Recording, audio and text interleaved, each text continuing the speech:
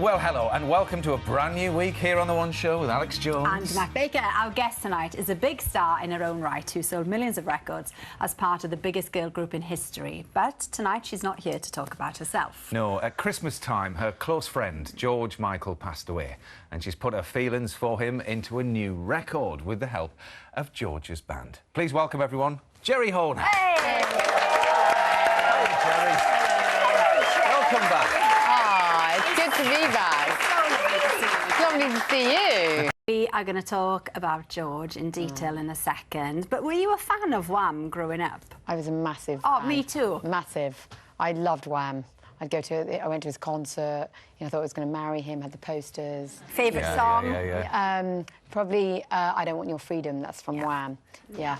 Gosh, and when you think what came from those initial thoughts there, we're going to talk about your tribute in just a moment, but before we do, just have a look at ours. Here we go. How old was you when you first started singing? When I was born and they slapped me on the botty, I didn't cry, I did a scale. That's good. Yeah, that's it.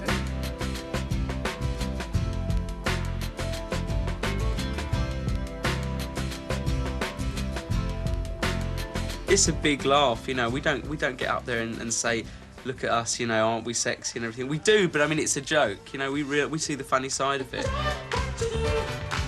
Why do you think the critics give you so much It's stick? because we're probably the only band at the moment who are totally unashamed of being screamed at.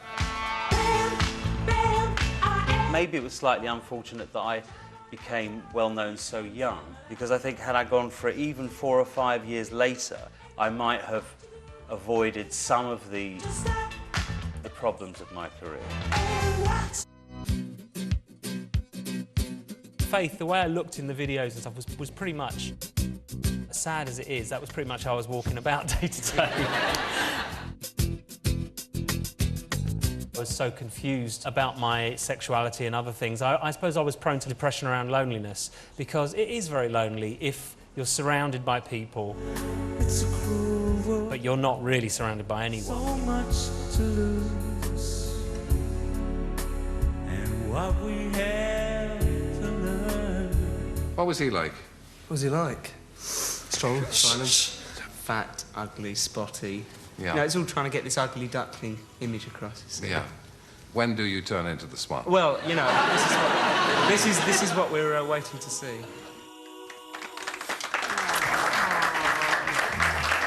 Yeah, it must be quite really hard for you Yeah. to watch that, because obviously you're very close friends with George. How did you meet him then, originally? Look, first and foremost, like most of us, I'm a fan. So when I became successful with the Spice Girls, we were at this radio award ceremony at lunchtime, and I remember trying to shake off the other girls, thinking, I want to go up to him, but not with them, lose them. I think I pretended I was going to the loo.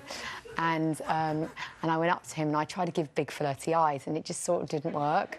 I was like, oh. And but he gave a speech about losing his mother, and I'd lost my dad. And it was, you know, when someone's that honest, it gave me that feeling, I don't know, of connection. I really identified with that. And so we became friends. And, you know, obviously I found out that I wasn't his cup of tea in that way, but, you know, and he was... But you know what, in life, I didn't see him all the time, but he was one of those people that, you know who your friends are when, let's say, the chips hit the fan, that he stood up for me, and he took me in. I lived with him when I had my first child, and also when I left the Spice Girls, I lived with him. So moments when I felt vulnerable... Yeah, big moments. Yeah, he stepped up for me, and also with music, I'd go and say, what do you think? You know, so, you know, it definitely affected me when somebody... He meant a lot to me. Yeah. He really did. And how honest was he with you? Brutally honest. Was it? Yeah. Yeah. I think I actually really appreciate that. When somebody says, oh, that's not so good, or what are you doing? Yeah. And what did he say, you know, around that kind of the Spice Girls time when you were he was always very feet on the ground about everything. he? He wasn't one of those... I think he was saying in that documentary, it comes through that, you know, he wasn't into the fame side of it, and I saw that with him, and I appreciated that. what, you know, we're discovering now of what a generous person he was. Incredibly generous he was with me, and the relationships he had with people around him. You know, he was a family man, but he also loved, he treated everyone with respect. He really did. And the terrible news of his death was a huge shock to everybody. Yeah. But I mean, for you, Geri, it must have been absolutely awful. Where were you when you heard the news then? It was Christmas Day, and I had unwrapped some presents from him. Yeah. And so I was thinking, oh, I'd like to see him in the new year. And yeah, so it was night time. But you know what it is? It's one of those things that even when I see the footage of him, you think, oh my God, I can't believe he's gone. You know, part of me goes, there's not quite digested it. It's weird. And, I mean, recently, as far as this music and this record is concerned, how has that kind of helped you? And how did this record actually come about in the first place? It's been amazing, actually. OK, so the whole thing is very bittersweet because, you know, I was pregnant like you and all very hormonal and sensitive. And when I got that news, I was in the middle of writing music, and so I put all my feelings just down, you know, just wrote the lyrics and a bit of melody, and then I created the song with some co-writers, and but then I played it to the record company with some other songs, and they said, oh, we want to release that. And I was just like, really? And so normally that's when I would ask George, what do you think? And he's not there. So I went and asked someone who'd worked with him, a producer called Chris Porter, who'd worked for him with 30 years. He'd worked on Wham, Jesus for a Child. Yeah. And then he said, I think this is great. Let's, you know, ring up Shirley Lewis, who was his long-time backing singer. She's amazing. She is here tonight. Yeah. And I'm girl-crushing on her. She's so talented, but got amazing energy. I understand why you keep... Because he was in a band. When you're in a band, it's nice having that camaraderie. Yeah. And so having great backing singers that are good, really good... their talent, but also their energy. Yeah. And so she and along some others wanted to be part of it. These are people that have sung on all the songs that you would know. Father Figure, Jesus for a Child, Cowboys and Angels. They're so talented.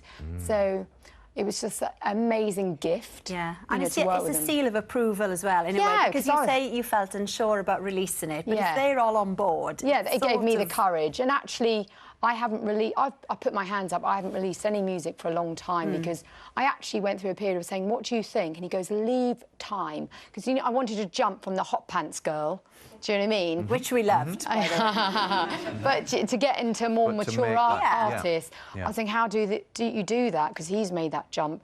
And so he just said, leave time. And so I think by putting my toe in the water, and because this song is not... because it's about him and it's for us. Yeah. And do you know what it really taught me? For anybody that's lost anybody, there is great healing when you all come together. I actually feel better and joyful from working with these wonderful people. I feel like something has lifted. I think, yeah. Well, you talk about those wonderful people. They are with us tonight, and we can hear the secret to those wonderful tones right now. 1, 2, 3, 4. I don't want your freedom. I don't want to play around. I don't want nobody, baby. Part-time love just brings me down. I don't want your freedom. Girl, all I want right now is you.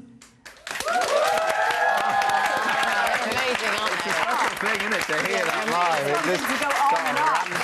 amazing. Actually, another thing that occurred to me, you know, as well as these amazing people, I went on this little pilgrimage and I met up with Esther Rantzen. Oh, yes. And she told me... about how generous he was about with Childline. Yeah, he gave all the royalties of Jesus to a Child to Childline. And then Stephen Fry and the profits from this record that I make will go to Childline. You're going to, And then Stephen Fry, he said to me, I met him the other day, he went, do you know what? He was raising money for Terence Higgins Trust.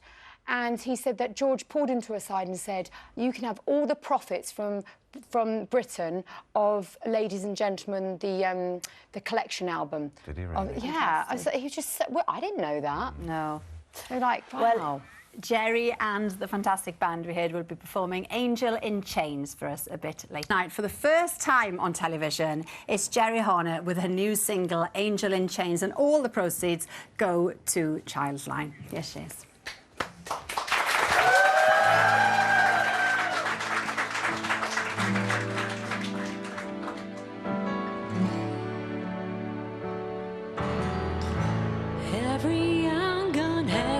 fun.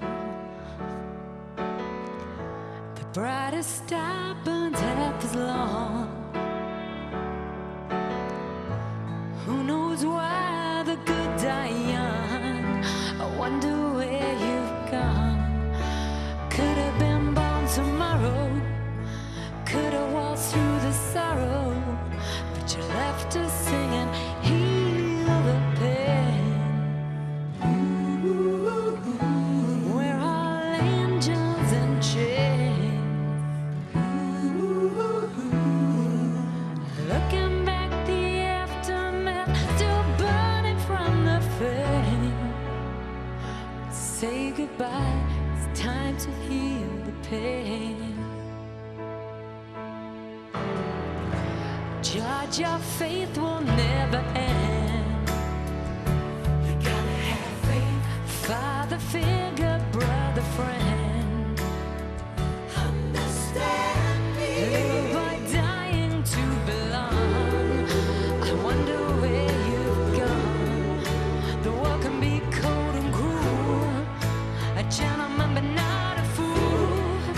You left us singing, heal the pain.